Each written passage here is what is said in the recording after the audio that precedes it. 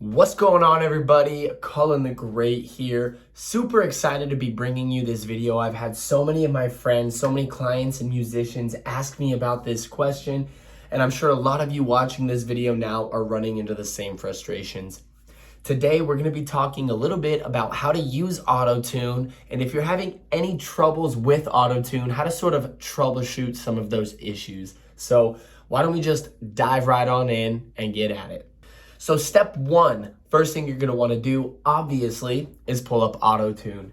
So here I always go to search and pull Auto-Tune up. That way it's so much easier than trying to find it in the pitch correction section.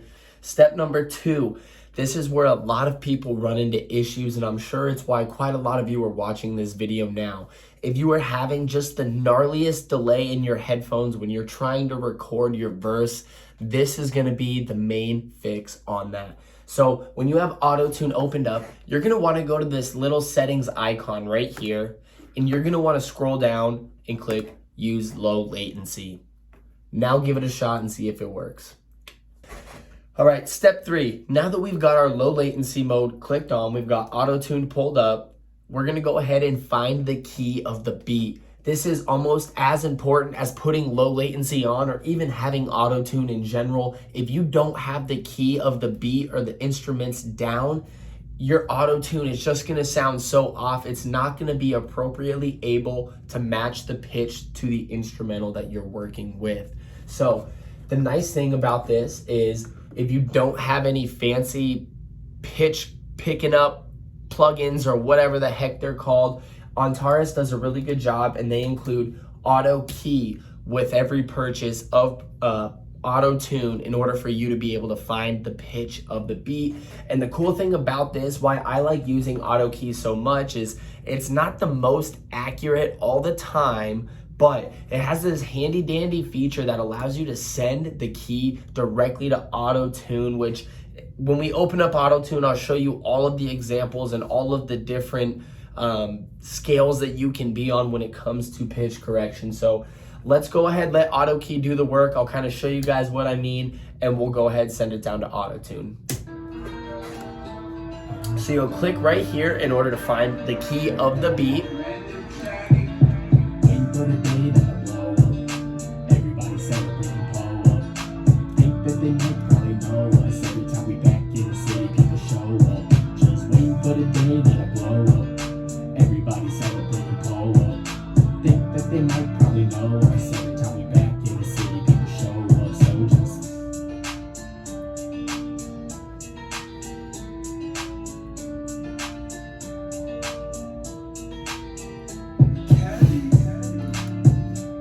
Boom. So there you can see that sometimes it's not always the most accurate. It's going to give you different readings just depending on what it's picking up in the beat. But I like to go with the rule of thumb. If it gets 2 or 3 in a row, that's typically the closest that I'm going to get without having any other plugins to help me find the key of the beat.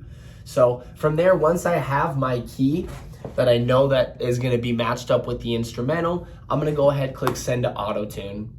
You'll notice all of those little buttons will go ahead and do a little flash and a circle will pop up on them. That's letting you know that, boom, I can go to Auto-Tune and it's gonna have D major already in for the Auto-Tune plugin. Step number 4. When you're using Auto-Tune on your vocals, whether it be before or after you record them, one of the main areas you're gonna wanna look at is this input type section up here. This is gonna be the different types of pitch correction that it's gonna do depending on your voice or your instrument, whatever it may be. This is gonna be a really important tool in Auto-Tune that's gonna give you very different soundings depending on what you select. Now for me, my voice typically lies more of an alto tenor. If not, if I'm trying to go for a more dark sounding song where I want it to have that more that grunge, like grimy feel to it, every now and then I'll go to low male. And then if I'm trying to do more of a singing song where I want to hit those higher harmonies and those higher notes, I'll typically do soprano. Now, this doesn't always mean that it's going to make you this magically awesome singer. You have to have some level of talent and some level of ability going into it. And of course, the more you use auto-tune, the more you're going to be able to understand it and use it for what works best for you, its strengths, its weaknesses, and you're going to be able to really come up with a sound that's unique to yourself. So that's why for me, a lot of times I stick with alto tenor. I know that right there, I'm able to find a good cohesive sound that fits with my vocal. Step number 5. This isn't as much of a step as it is more explaining auto-tune, what you can and what you can't do with it. So first things first, this retune speed right here, this is basically telling auto-tune how fast it needs to correct your pitch when you are out of tune. The faster it is, the more robotic T-Pain sound you're gonna get, where the slower it is, the more evened out auto-tuned pitch correcting sound you're gonna get. So it just depends what you're looking for. Anytime I'm recording, I'm an artist that typically likes to be right in the middle of auto-tune on his vocals without sounding bare, but without sounding robotic. I like to be somewhere right in the middle where it gives it that creative sound. So typically I like to set my auto-tune or my retune speed, right around 10. Now I always start there because my next step is gonna be the flex tune. Flex tune is taking that speed of retune, that speed of correction on your vocals, and flex tune is going to even it out. So instead of being such a dramatic up and down, it's going to be more of a smooth incline decline, where if it was super extreme and you're going from high to low notes and your vocals are just sounding super robotic up and down, flex tune's gonna help even it out a little bit so it doesn't sound like it's jumping from key to key, pitch to pitch so badly.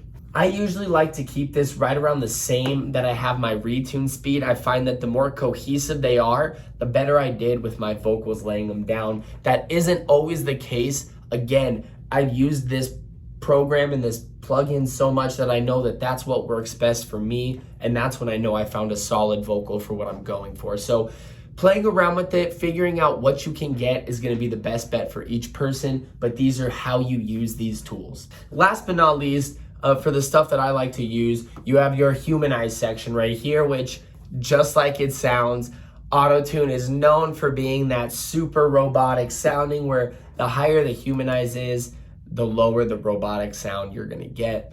I usually keep this on the lower end, kind of right around 6, 7, 8, just depending on the vibe of the song I'm going for. I like to have a little bit of that auto-tune sound without it being too crazy. So that is the basic part of auto-tune that you need to understand in order to use it for your benefits. P.S. I totally forgot. Whenever you are recording a song and you're wanting to go for more of a hip-hop auto-tune sound on your vocal, you are going to want to record with auto-tune on. That is going to give you the best sound so you can hear it in the headphones, you can hear it during playback, and you know what you need to correct to get the sound you're going for.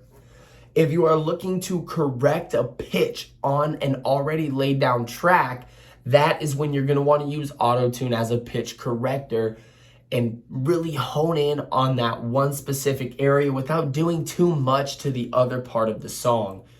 That is the main difference between using Pro Tools when recording and when not recording for amateur artists at home. Thank you guys so much for stopping by and checking out my video. I really hope you learned a lot, and I really hope it gave you some insight on how to better record yourself while using auto-tune. And again, just to reiterate, the more you use this program and the longer you use it, the better you're gonna get and the more of a unique sound you will find for yourself. Thank you guys so much for stopping by. I'm Colin the Great. We'll see you later.